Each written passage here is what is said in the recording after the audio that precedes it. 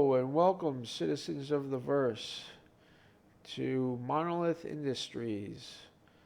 I am CEO and co-founder, Gears, and I am here to take you through a brief walkthrough of the text that follows in case you didn't want to read it and felt like getting a more personal uh, uh, view of it from my perspective. So, to start off, we aim to build a self-sustaining empire through base building, mining, transport, defense, social events. Most importantly, have fun at every aspect of the game offers, or can think of while being a positive force and create a settlement hub or space station that will be known throughout the verse. We have a pioneer, we have an Orion, we have a mining company with 30 rocks and 30 Cuddy Blacks. Um, we are driven by a desire to make the game more enjoyable and playable for everyone, whether you own every ship in the game or just a starter package. Your original backer or brand new. Furthermore, we wish to create a path of gameplay that allows one to enter the game with a starter ship, tycoon your way up to more expensive ships while participating in a group activities in ships that make more sense to own in an org than as an individual. This speaks to the point that we have a mining organization with 30 rock miners that people will go and join, and on a profit sharing basis of 50-50 when the game launches, but not now. Not right now. There's the ways to make money are far more. But when the game launches, there will be a 50-50 profit sharing arrangement for that subsidiary of the org, which brings me to the org structure. Monolith Industries is the parent company of the wholly owned subsidiary Rock and Brawl Mining. The earnings from Rock and Brawl Mining will be used to build up the assets and enable expansion by Monolith Industries. If you want to join Rock and Brawl Mining, you have to join Monolith Industries too. Monolith Industries RSI, which this is referring to, is exclusive.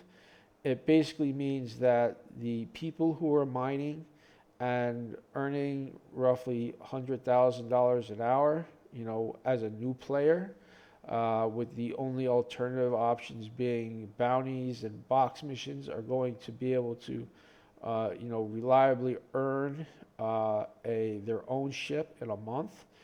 And at the same time, the org is going to benefit, and those miners are going to get the benefits that accrue to the org in the form of other ships that we can use and a tighter knit community. If you want to come into just the Monolith Industries org and not be part of the Rock and Roll Mining, that's perfectly okay. That's how we are running currently. The Rock and Roll Mining is not currently in operation.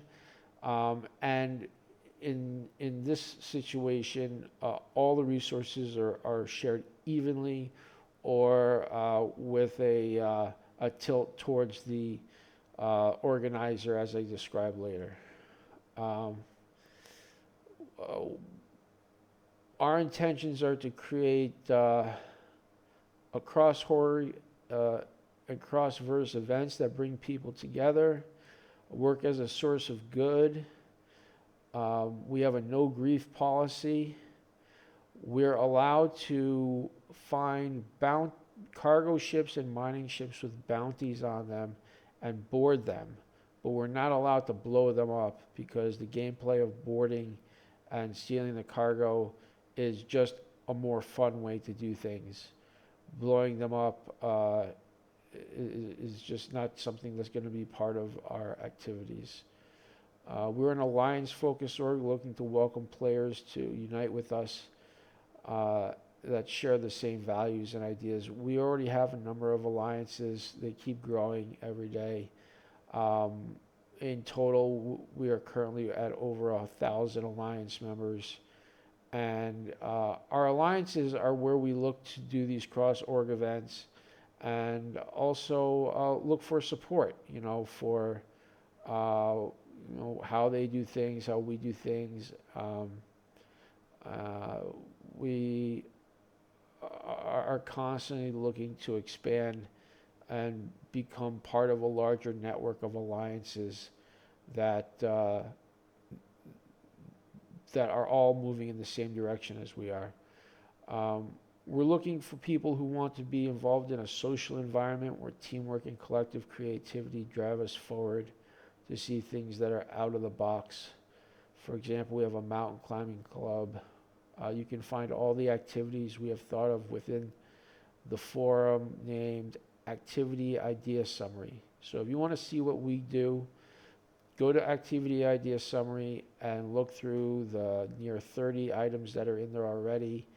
These were all products of our think tank for ideas to do, and it continues to grow. Lastly, our RSI membership is exclusive, but our Discord is open. Joining Discord Monolith Industries does not prevent you from being in members in any other Discords or RSI. In fact, we encourage cross-org participation between our allies and do not consider being in a Discord member a violation of any exclusivity rules. Now, insights from that last part, which can be considered the manifesto. These insights are that Monolith minimizes friendly fire by only attacking ships with bounties in defense. In the event that there is friendly fire while pursuing a bounty, the person with the bounty is responsible for not clearing his bounty earlier. This will resolve issues of drama between, if we get large, we will most likely kill each other by accident, but if we only kill bounties, then we know who is in the right and who is in the wrong. I would also like to stress that bounty hunting is not our primary, secondary, tertiary, quaternary focus at all. Bounties are one piece of who we are as an organization, and it is one of the smaller pieces. I would say no more than 10% of our activities should be solely hunting bounties. Monolith can only disable and board cargo mining ships with bounties. This is back to what I said before about if you want to, interact with cargo theft and some pirating, it has to be against ships with bounties and ships that you can board and take cargo off of. And it should make for some good FPS action, which right now there's limited amounts of. Groups should form organically and determine their own methodology for splitting profit. At the end of the day, it's always up to the group leader and the group of how they want to split profit. Though later on in this, I go on to suggest that giving the leader of the group 2 times the salary, the profit of the share that goes to the other members is a good idea, because it encourages group leadership, encourages people to take the effort to make a group, which is not easy. And it rewards them for keeping it organized, keeping it going, starting it up. And I think is a great way or another avenue that you can tycoon your way up the game and feel rewarded for doing something that's good for the org, good for yourself, and you can actually learn a lot from. Monolith members should be present in our chat rooms, even if playing solo or in other groups. This is just to see if we can try to have a presence here. More of a presence, speaks a lot to the people that are, looking in occasionally. And if they see people hanging around, they know that there are people that are actively here. The best advice I gave to a guy who said he was looking for a group, I said just sit in global chat for a little bit. And every time I know I'm sitting there, somebody stops in because people are always looking at what's going on. And if there's nothing there, then you're at zero. But you can very quickly get up to like 5 people if you get a few people joining in the first place. At our core, we think we are a think tank of ideas with the goal of having fun while not contradicting our own values. Our primary values are have fun, um, and don't grief. Um, Basically, how can we have fun in the game without griefing? Uh, and there's a lot of ways. I think most of the ways are ways without griefing, and um, you know, it's as a think tank, it's our responsibility to figure that out. Like we're not people that are going to stand here and say, oh, the game has to give this to me. The game has to add more content. We're saying that we're going to make our own content. We're going to decide what content the game has because we're going to invent it ourselves, and we're going to have fun, with the sandbox that it is. Getting a crime stat with a bounty on your head should give you reason to clear the crime stat or expect the experience of jail. Uh, I think as a good policy, as soon as you get a crime stat, you should clear it. I think, it doesn't say specifically that, but that should be the essence of what this means. Our structure is an open architecture meant to be built by the people playing and not driven by a formal hierarchy. Management positions are there to promote the framework for organization to stay coherent, but should never interfere with the organic formation of new ideas and group activities. This refers specifically to Monolith Industries and not to Rock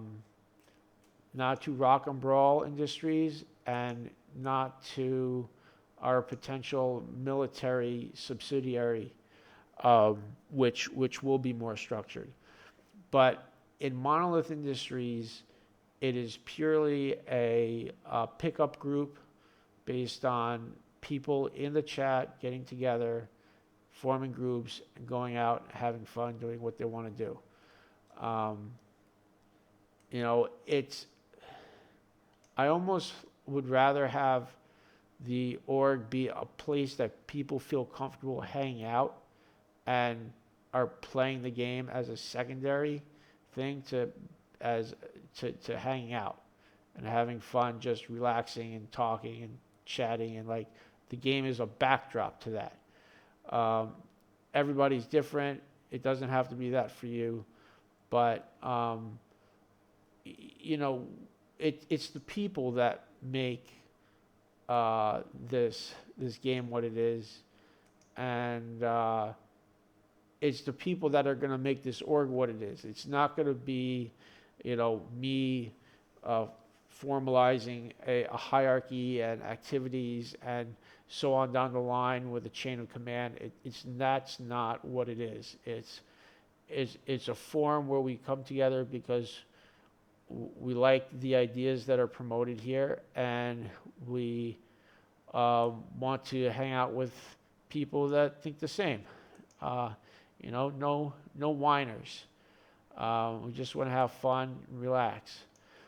There's no salary positions. The only accounting relates to profit sharing arrangement of Rock and Brawl Mining as independent contractors. That's right. No salaries are getting paid. Nobody's being hired to do things. If there are missions that go on, it's according to the profit sharing deals that you guys make up. But at the Monolith Industries level, there is no sharing of profit with the org itself. Nothing is given to the org. The org has made its money from its Rock and Brawl Industries, and so the people in the Monolith Industry level of the org get all the benefit from the money that's been made by Rock and Brawl and don't have to contribute anything. Nothing is asked of them except to have a good time and, help contribute by organizing groups.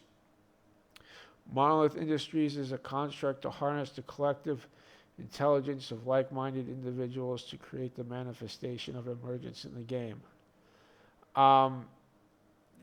This goes back to the same idea I was just talking about of how if you put people together and they have a guidance of what they want to do or what they're there for, they should be able to take care of themselves, what needs to be done to make that happen, and thus, spontaneously form these groups and go about and act like it was orchestrated, but it's not. It's orchestrated by them. It's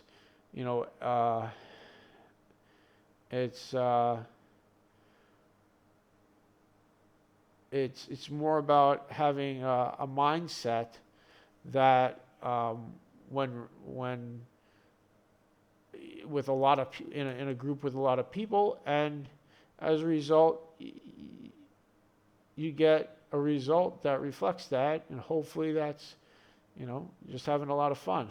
Have fun, have fun, have fun. All right, now something serious. The organizer of the group who formed it by inviting people is the leader. This is number 11 on the Manifesto Insights Continued. Something I had to add because there was a conflict and I realized it needed updating. The group should follow the plan as the leader has set up, as if he were a tour guide. The chain of command is with the leader at the top, and his decisions are final. By enforcing this understanding, we will improve communication and organization of the group, and it will allow us to be more efficient and effective when it comes to operating missions, which means more fun. The plans that are in the leader's mind, which he started at the time when he first started recruiting, are there to help everybody. Even if he's wrong, even if he makes a mistake, the leader should be followed because it's a game.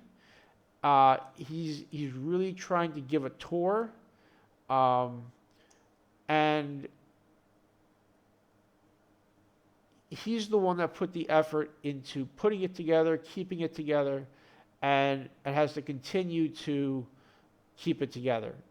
People coming in and shouting out alternative ideas mess up all plans that a leader might have or could have. So while the leader might ask for advice, he might say, well, what do you think we should do now? The final veto and the final decision rests with the leader. And when everybody understands that, things go much faster, much smoother. You get to see how different people work, too. At the Monolith Industries level of our org structure, our main goal is to split profit as equitably as possible, which usually means an equal split for everyone involved, and this will always be determined by the group. However, in accordance with our values and principles, I want to encourage a profit split that gives the group leader 2x as much as the rest of the people in the group.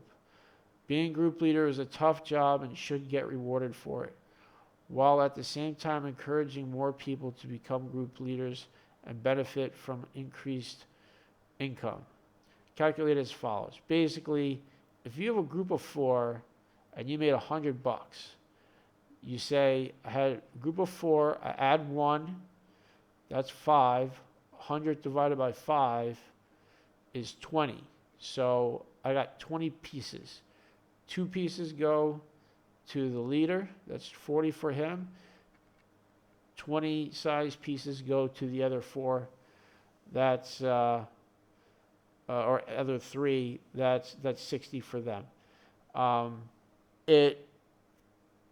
It's important, I think, that this is encouraged by the people that are in the group, because it's every natural reaction of a group leader to say no. I don't need to take more. It's my reaction where I say, no, I'm not going to take anything. And it may be true that if you're a group leader and you're well off, you don't need the money, you'd rather pass it on to somebody else, and that's totally fine. But I want there to be a way to tycoon the game as a group leader. And, well, I think that's about it.